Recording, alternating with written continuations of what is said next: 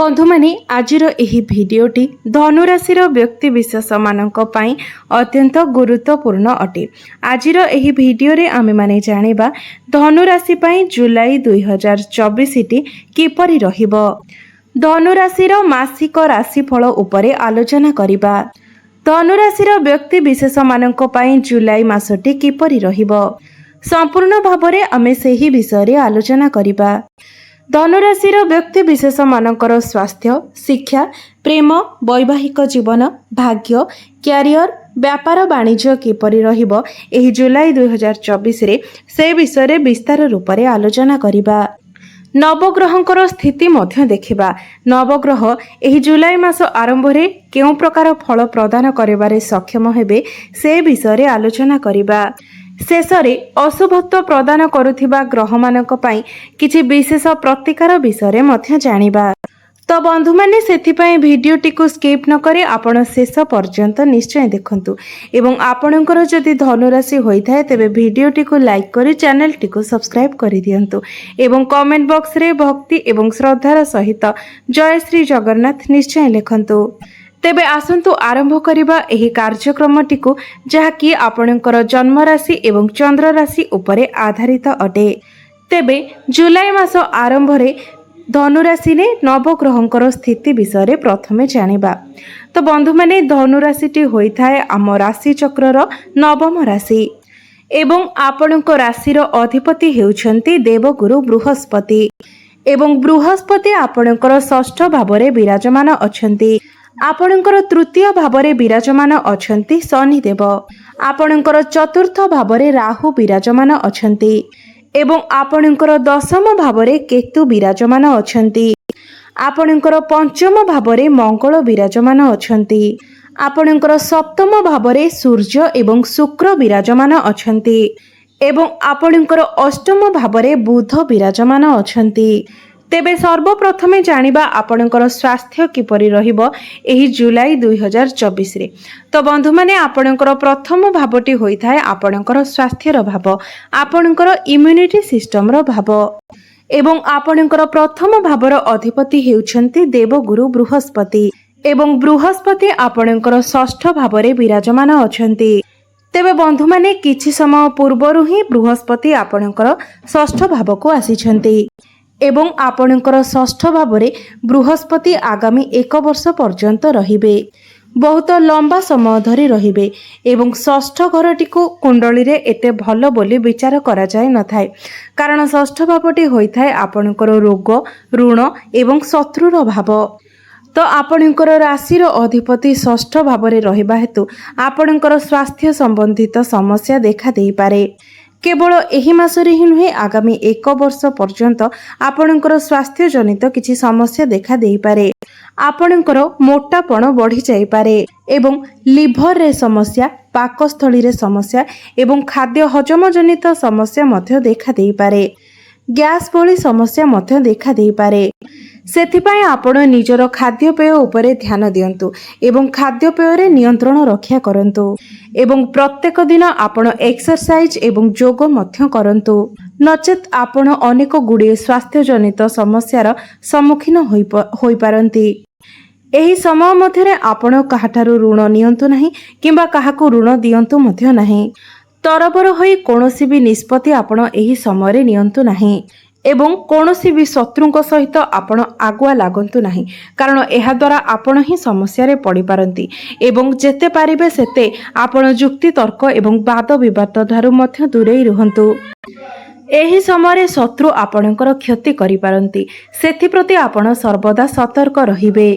एबे आसंतु जानिबा आपणकर शिक्षा क्षेत्र किपरि रहिबो एही जुलाई 2024 रे। तो बंधु माने आपणकर पंचम भावटी होइथाय आपणकर शिक्षार भाव एवं आपणकर पंचम भावर अधिपति हेउछंती मंगल देव एवं मंगल आपणकर पंचम भावरे ही विराजित अछंती। मंगल एठारे निज राशि रे ही विराजमान अछंती एवं कौनसी भी ग्रह निजर घर को केबे भी खराब करि नथांती परं से निजर गृह को आहुरी सुदृढ़ बनाई थांती। मात्र 13 जुलाई को मंगल आपणकर षष्ठ भाव को गोचर करिवे जहा फल रे 13 जुलाई परे आपणकर पाठ पढ़ारे समस्या देखा देई पारे। 13 जुलाई पर आपण निजर पाठपढ़ा को नहीं कौनसी भी बड़ निष्पत्ति नियंतु नहीं। मात्र 13 जुलाई पूर्व मंगल निज घर अर्थात पंचम भाव में विराजमान अछंती एवं राजयोगर निर्माण करुछंती, त्रिकोण रे अछंती। तो 13 जुलाई पूर्व आपणकर पाठपढ़ा बहुत भल रहिबो। जदि 13 जुलाई पूर्व आपणकर कौनसी एग्जाम रही तो आपणक पई समय बहुत शुभ रही। एग्जाम रे आपणको शुभ फल मिलिबो। जदि आपण उच्च शिक्षा पाई आग्रह रखिछंती एवं कौनसी दूर जगार एडमिशन नेबा पाई चिंता करिछंती तेबे 13 जुलाई पूर्व सही कार्य गुड़िक शेष कर दियंतु। अर्थात आपण जदि निजर पाठपढ़ा को नहीं कौनसी भी बड़ निष्पत्ति नेबा पाई चाहुछंती तो 13 जुलाई पूर्व नेबा आपणक पई शुभ रहिबो। कारण 13 जुलाई पर आपणकर पाठपढ़ारे किछि समस्या देखा देई पारे। एबे आसंतु जानिबा आपणकर प्रेम जीवन किपरि रहिबो एही जुलाई 2024 रे। तो बंधु माने आपणकर पंचम भावटी शिक्षार भाव हेबा सहित पंचम भावटी मध्य होइथाय आपणकर प्रेमर भाव एवं आपणकर संतानर भाव एवं आपणकर पंचम भावर अधिपति हेउछंती मंगल, जे कि पंचम भाव रे ही विराजमान अछंती। तो बंधु माने जे पर्यंत मंगल पंचम भाव में अछंती से पर्यंत आपणकर प्रेम जीवन ठीक ठाक रहिबो। आपणक मध्यरे संपर्क भल रहिबो। जहाँ भी सब मनांतर मतांतर थिला से सबुर समाधान होई जिवो। मात्र 13 जुलाई को मंगल जेतेबेले आपणकर षष्ठ भाव को गोचर करिवे सेतेबेले आपणकर प्रेम जीवन रे समस्या आसी पारे। छोट छोट कथा को नै आपणक मध्यरे कଳି झगड़ा होई पारे। मन मनांतर देखा देई पारे। आपणक पार्टनर को मध्यरे क्रोध स्वभाव देखा देई पारे। जिद्दीपण देखा देई पारे। सेति आपण टिके ध्यान देबे। तो एमिति रे देखिबाकू गले प्रेम संबंध को नै एते बड़ किछि समस्या देखा जाउ नाही। एबे आसंतु जानिबा आपणकर वैवाहिक जीवन किपरि रहिबो एही जुलाई 2024 रे। बंधु माने आपणकर सप्तम भावटी होइथाय आपणकर वैवाहिक जीवनर भाव, आपणकर लाइफ पार्टनरकर भाव एवं सप्तम भावर अधिपति हेउछंती बुध एवं बुध आपणकर अष्टम भाव रे विराजमान अछंती। बंधु माने 19 जुलाई पर्यंत बुध आपणकर अष्टम भाव रे रहिबे एवं 19 जुलाई को बुध आपणकर नवम भाव को गोचर करिवे। अष्टम भावटी को कुंडली रे एते भलो बोली विचार करा जाय न थाए। तो 19 जुलाई पूर्व आपणकर वैवाहिक जीवन रे किछि समस्या आसी पारे। आपणकर लाइफ पार्टनरकर स्वास्थ्य रे किछि समस्या देखा देई पारे। मुंड बिंधा बोली किछि समस्या आसी पारे। मात्र 19 जुलाई पर आपणकर वैवाहिक जीवन रे जहाँ भी किछि समस्या रहिथिबो से सबुर समाधान होई जिवो। आपण दुई जनक मध्यरे मधुर संपर्कर स्थापन हेबो। भल पाइबारे वृद्धि हेबो। भाग्य आपण दुई जनकु साथ देबो। मात्र 19 जुलाई पूर्व आपण टिके आपणकर वैवाहिक जीवन प्रति ध्यान दियंतु। सूर्य मध्य आपणकर सप्तम भावरे अछंती, जहा फଳରେ आपणकर पार्टनरकर मध्यरे टिके क्रोध स्वभाव देखा देई पारे, अहंकार देखा देई पारे। मात्र 19 जुलाई पर जेमिति ही बुध आपणकर नवम भाव को गोचर करिवे आपणकर भ्रमणर जोग बनी अछि। आपण दुई जण मिसी कोनोसी धार्मिक स्थान को यात्रा करि पारंती। आपण दुई जनक मध्यरे तालमेल भल रहिबो। एबे आसंतु जानिबा सबुठारु गुरुत्वपूर्ण विषय आपणकर भाग्य, क्यारियर एवं व्यापार वाणिज्यर स्थिति किपरि रहिबो एही जुलाई 2024 रे। बंधु माने आपणक कुंडलीर नवम भाव होइथाय आपणकर भाग्यर भाव एवं आपणकर नवम स्थानर अधिपति हेउछन्ति सूर्य एवं सूर्य आपणकर सप्तम भावरे विराजमान अछन्ति। बंधु माने 16 जुलाई पूर्व सूर्य आपणकर केन्द्र रे सप्तम भावरे विराजमान अछन्ति। केन्द्र त्रिकोण राजयोगर निर्माण करुछन्ति। आपण जदि कोनोसी बड़ कार्यर आरंभ करिबा पई चाहुछन्ति, कोनोसी नूतन कार्यर आरंभ करिबा पई चाहुछन्ति किंबा कोनोसी बड़ इन्वेस्टमेंट करिबा पई चाहुछन्ति तेबे 16 जुलाई पूर्वरु करंतु, कारण भाग्य आपणकर साथ देउछि। समय आपणक पई भल रहिछि। मात्र 16 जुलाई पर सूर्य आपणकर अष्टम भाव को गोचर करिवे। एहा परे आपणकर भाग्य आपणकर साथ देई न पारे। आपण जदि कोनोसी शुभ मांगलिक कार्यर आयोजन करिबा पई चाहुछन्ति तेबे 16 जुलाई पूर्वरु करंतु। समय आपणक पई भल रहिछि।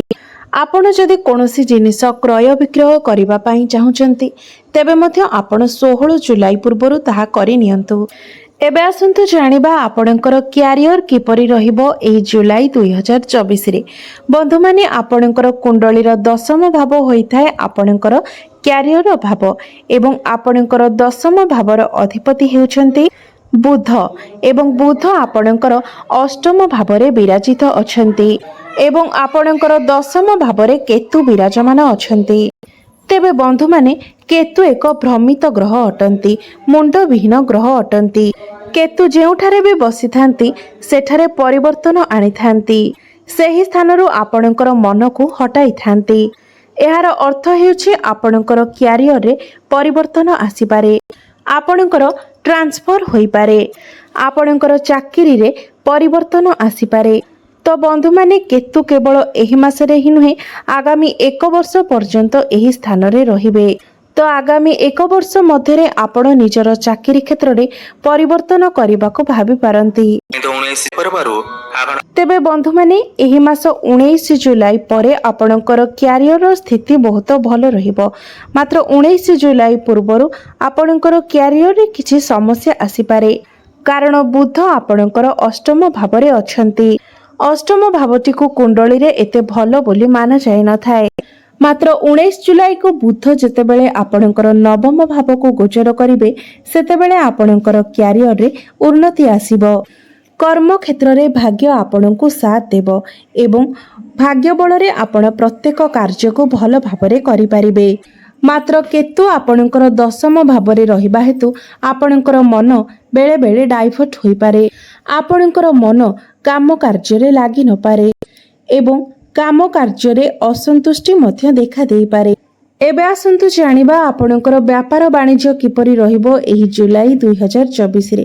ତ ବନ୍ଧୁମାନେ, ଆପଣଙ୍କର କୁଣ୍ଡଳୀର ସପ୍ତମ ଭାବଟି ହୋଇଥାଏ ଆପଣଙ୍କର ବ୍ୟାପାର ବାଣିଜ୍ୟର ଭାବ ଏବଂ ଆପଣଙ୍କର ସପ୍ତମ ଭାବର ଅଧିପତି ହେଉଛନ୍ତି ବୁଧ, ଯିଏକି ଆପଣଙ୍କର ଅଷ୍ଟମ ଭାବରେ ବିରାଜିତ ଅଛନ୍ତି। ମାତ୍ର ଆପଣଙ୍କର ସପ୍ତମ ଭାବରେ ସୂର୍ଯ୍ୟ ଏବଂ ଶୁକ୍ର ମଧ୍ୟ ବିରାଜମାନ ଅଛନ୍ତି। ତେବେ ଏହି ମାସରେ ଆପଣଙ୍କର ବ୍ୟାପାର ବାଣିଜ୍ୟର ସ୍ଥିତି ତ ଭଲ ରହିବ, ମାତ୍ର ବ୍ୟାପାର ବାଣିଜ୍ୟ କ୍ଷେତ୍ରରେ ଆପଣଙ୍କୁ ଟିକିଏ ଅଧିକ ପରିଶ୍ରମ କରିବାକୁ ପଡ଼ିବ। ଆପଣ ଆପଣଙ୍କର ବ୍ୟାପାର ବାଣିଜ୍ୟ ପାଇଁ ଦୂରଯାତ୍ରା କରିପାରନ୍ତି।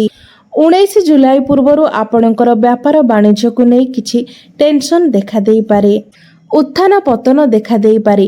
ମାତ୍ର 19 ଜୁଲାଇ ପରେ ଆପଣଙ୍କର ବ୍ୟାପାର ବାଣିଜ୍ୟର ସ୍ଥିତି ବହୁତ ଭଲ ରହିବ। ବ୍ୟାପାର ବାଣିଜ୍ୟରେ ଆପଣ ଉନ୍ନତି କରିବେ, ଆପଣଙ୍କର ଡେଲି ଇନକମ୍ ବୃଦ୍ଧି ପାଇବ, ଫାଇନାନ୍ସିଆଲ ଗ୍ରୋଥ ହେବ। ତ ଦେଖିବାକୁ ଗଲେ 19 ଜୁଲାଇ ପରେ ଆପଣଙ୍କର ବ୍ୟାପାର ବାଣିଜ୍ୟ ବହୁତ ଭଲ ରହିବ। ଏବେ ଆସନ୍ତୁ ଜାଣିବା କିଛି ଉପାୟ ବିଷୟରେ ଯେଉଁଗୁଡ଼ିକ ପାଳନ କରିବା ଦ୍ୱାରା ଏହି ମାସରେ ଯାହା ବି କିଛି ଅଶୁଭତ୍ୱ ରହୁଛି ସେସବୁର ଖଣ୍ଡନ ହୋଇପାରିବ। ତ ବନ୍ଧୁମାନେ, ଆପଣ ପ୍ରତ୍ୟେକ ଦିନ ବୁଧଙ୍କର ବୀଜ ମନ୍ତ୍ରର ଜପ ଅବଶ୍ୟ କରନ୍ତୁ। ଓಂ ବ୍ରାଂ ବ୍ରିଂ ବ୍ରୁଂ ସହ ବୁଦ୍ଧାୟ ନମଃ। ଏହି ମନ୍ତ୍ରଟିକୁ ଆପଣ ପ୍ରତ୍ୟେକ ଦିନ 108 ଥର ନିଶ୍ଚୟ ଜପ କରନ୍ତୁ। ଏହା ବ୍ୟତୀତ ଆପଣ ଗୁରୁଙ୍କର ବୀଜ ମନ୍ତ୍ର ଓಂ ଗ୍ରାಂ ଗ୍ରୀಂ ଗ୍ରୌಂ ସହ ଗୁରବେ ନମଃ, ଏହି ମନ୍ତ୍ରଟିର ମଧ୍ୟ ପ୍ରତ୍ୟେକ ଦିନ ଆପଣ 108 ଥର ଜପ କରନ୍ତୁ, ଶୁଭତ୍ୱ ପ୍ରାପ୍ତି ହେବ। ଏହା ବ୍ୟତୀତ ଆପଣ ପ୍ରତ୍ୟେକ ଦିନ ହନୁମାନ ଚାଳିଶାର ପାଠ କରନ୍ତୁ ଏବଂ ପ୍ରତିଦିନ ବ୍ରହ୍ମ ମୁହୂର୍ତ୍ତରୁ ଉଠି ସକାଳୁ ଉଦିତ ସୂର୍ଯ୍ୟଙ୍କୁ ତମ୍ବା ପାତ୍ରରେ ଜଳାର୍ଘ୍ୟ ଅର୍ପଣ କରନ୍ତୁ। ଆପଣଙ୍କର ଅଶୁଭତ୍ୱ ଖଣ୍ଡନ ହେବା ସହିତ ଆପଣଙ୍କର ଭାଗ୍ୟରେ ମଧ୍ୟ ଉନ୍ନତି ଆସିବ। ତ ବନ୍ଧୁମାନେ, ଆପଣଙ୍କର ଜୀବନ ମଙ୍ଗଳମୟ ହେଉ, ଏହା ହିଁ ଈଶ୍ୱରଙ୍କ ନିକଟରେ ମୋର ପ୍ରାର୍ଥନା। ଧନ୍ୟବାଦ।